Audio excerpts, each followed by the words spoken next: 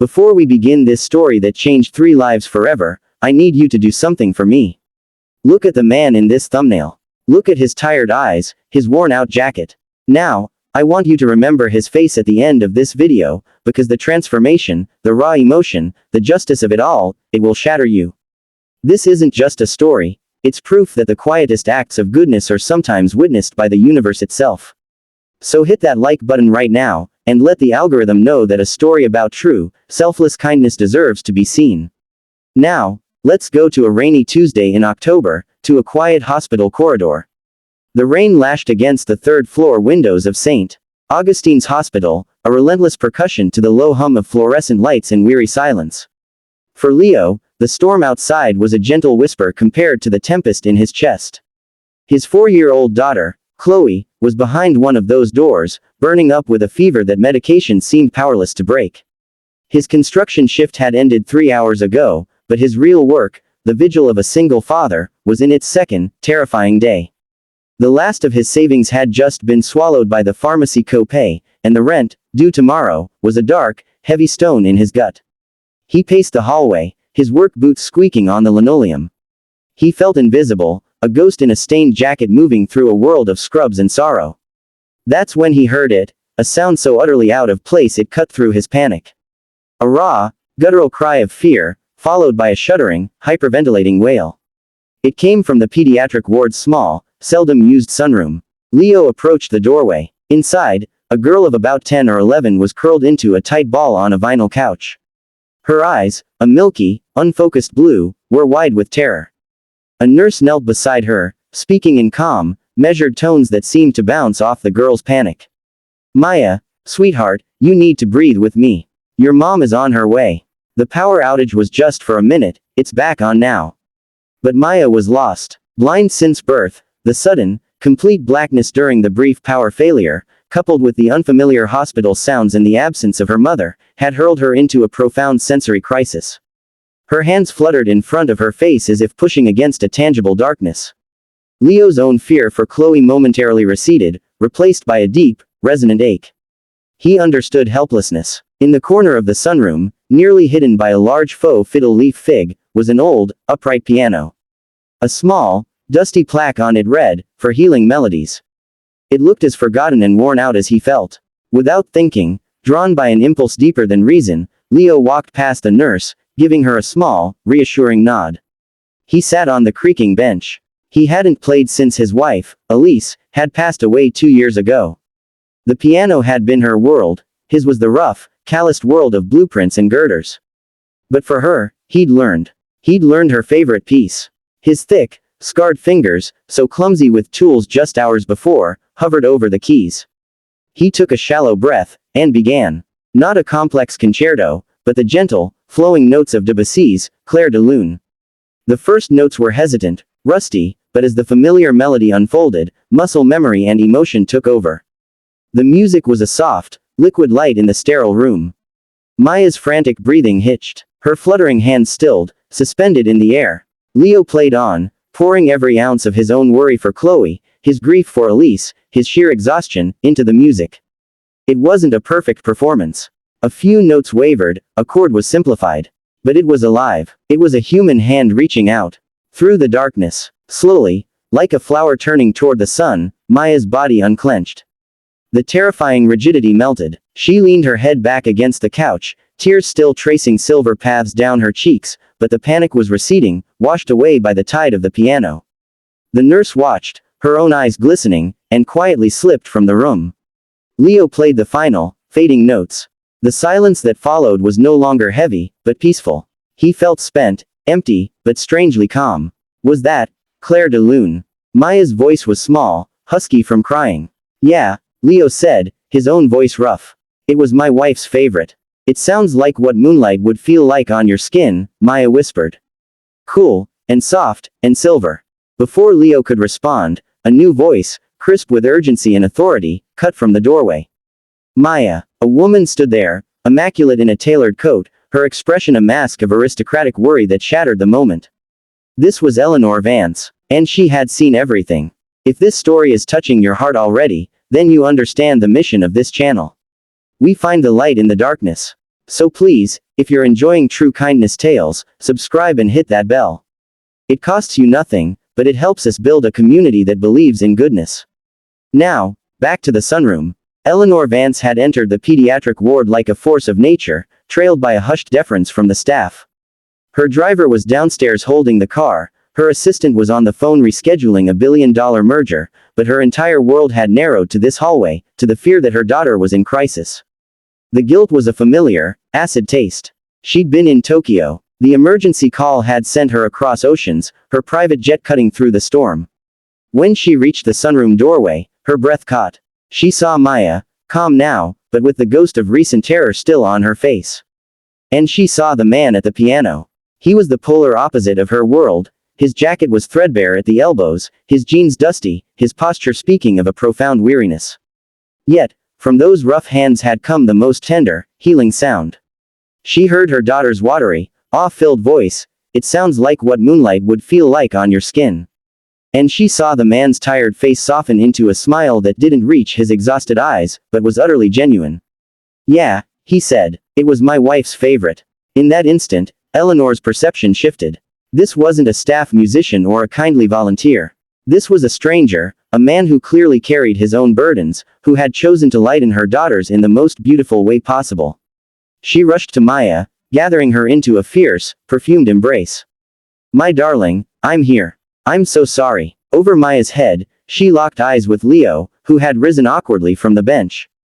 "Thank you," she said, the words more formal than she intended, her business armor hard to shed. "That was exceptionally kind." Leo simply shrugged, shoving his hands into his pockets.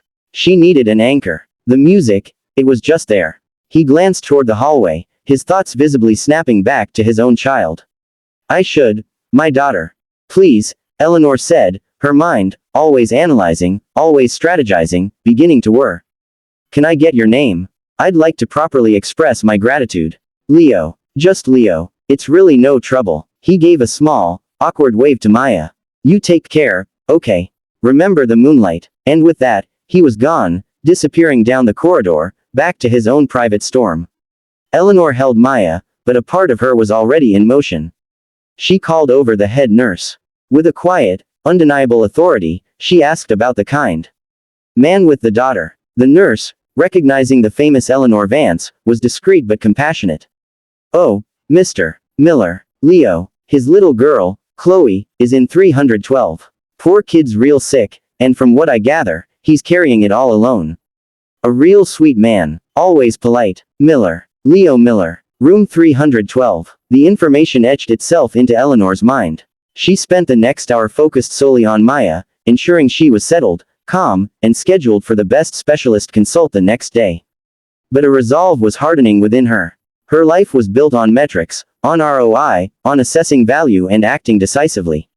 She had just witnessed an act of pure, uncalculated value. And she had seen the cost etched on Leo's face.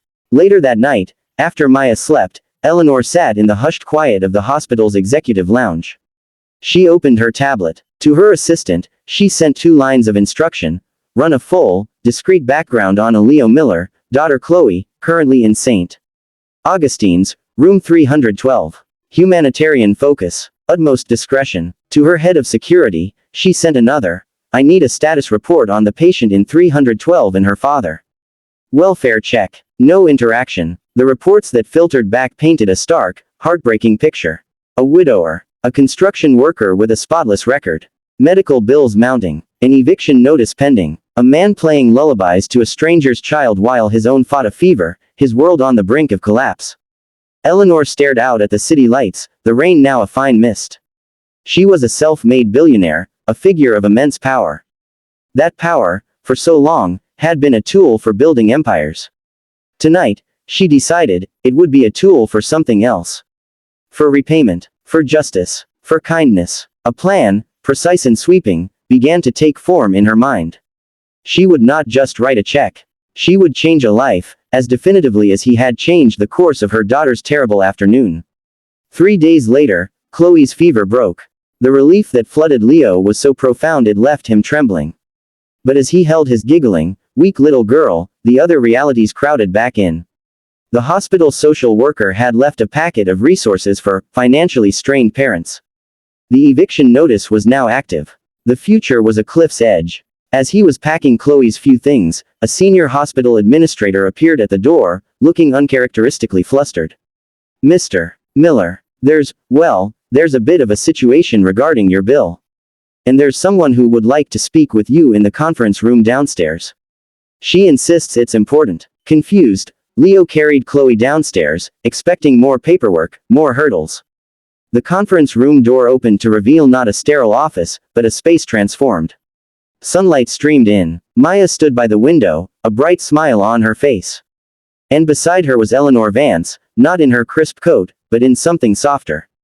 Leo, Eleanor began, her voice different, warmer, less guarded. Please, sit. What followed was a conversation that felt surreal. Eleanor spoke not as a billionaire, but as a mother. She thanked him again, not for a simple act, but for giving Maya back a sense of safety, for choosing a melody over indifference. Then, she laid out her proposal. I've taken the liberty, she said carefully, watching his shocked face, of settling all of Chloe's medical expenses, now and for any related follow-up care. Leo started to protest, but she held up a hand. Please. This is non-negotiable. It is a gift, from my daughter to yours. She slid a folder across the table. This is the deed to a small, quiet house in the Oak Hills neighborhood. It's close to an excellent school for Chloe, and it has a sunroom that, I thought might fit a piano. Leo's eyes filled with tears he couldn't fight. Chloe, sensing his emotion, buried her face in his neck. The house is yours. Free and clear. No strings, Eleanor said, her own composure wavering. But there is an offer, which you are free to refuse. She explained that the Vance Foundation funded a community arts center. We need a director for our new, music outreach, program. Someone who understands that music isn't about perfection, but about connection. About being an anchor. The salary and benefits are outlined here. Leo was silent, utterly shattered by the magnitude of it. He looked from the deed, to the job description, to Maya's smiling, knowing face, to Eleanor's expectant one.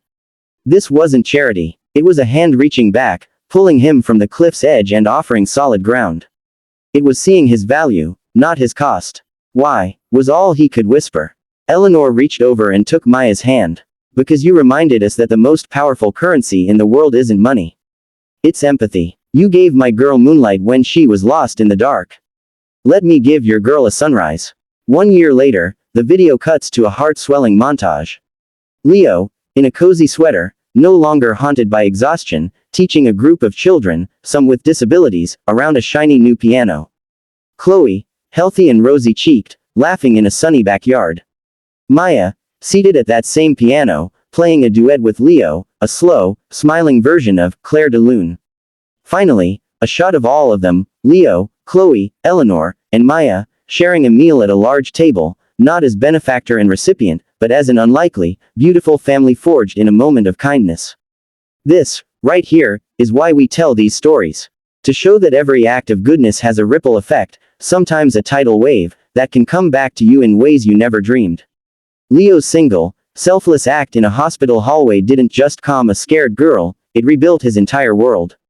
If you believe in the power of kindness, if this story restored your faith, then please, like this video and subscribe to True Kindness Tales. We are a lighthouse for hopeful stories, and with your subscription, you help us shine brighter. Tell us in the comments, when has a small act of kindness changed your life? Share the light, and remember, you never know who's watching.